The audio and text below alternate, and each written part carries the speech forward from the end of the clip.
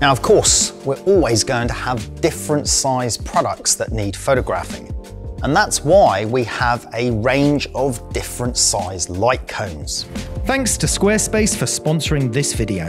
Use coupon code CARL to get a 10% discount. So for larger objects, such as this kettle, hairdryer, or shower head, it's better to use the larger size light cone. For medium size objects, such as this necklace, these shampoos, or that nutcracker, you may actually be able to use the mid-size, but you'll also be able to use the larger size light cone.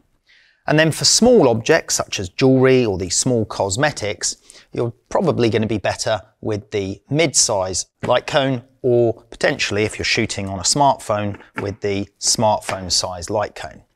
Now, one thing to keep in mind is the focal length of the lens. And if you're not familiar with photography, you may have heard the term zoom lenses, and that's a lens that can go from a sort of wide angle view and then come in closer and closer to a more telephoto view.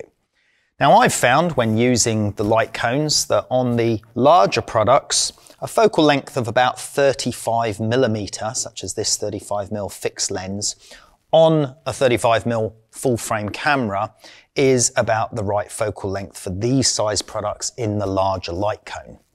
For mid-size products, a 50mm standard lens is ideal for most of what we need to photograph in that sort of size format.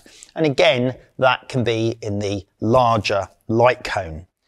For smaller size products, then we're going to need to move into something like a macro lens, like this 90mm macro lens. And you can get macro lenses between about 60 and 150mm, and they would all work fine. Some telephoto lenses of around 150mm also have a macro setting. And then when we're using a smartphone, now many of the smartphones have multiple lenses, one for a wide angle view and one for a close-up view. And the close-up view lens is ideal through the smartphone light cone for photographing small items such as jewelry.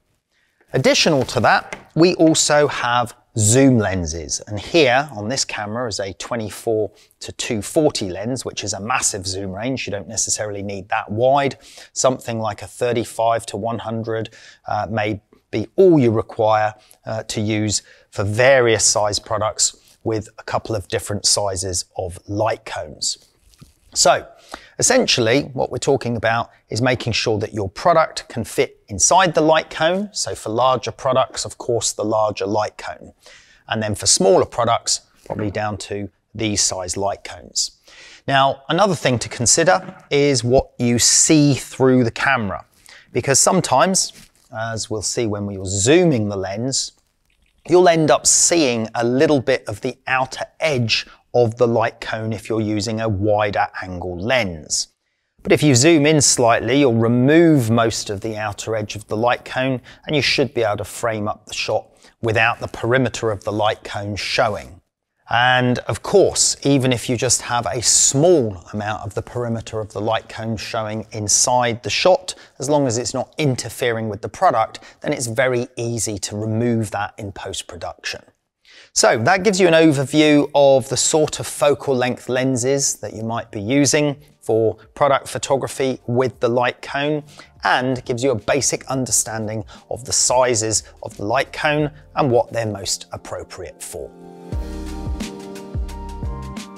This video is brought to you by Squarespace. From websites and online stores to marketing tools and analytics, Squarespace is the all-in-one platform to build a beautiful online presence and run your business.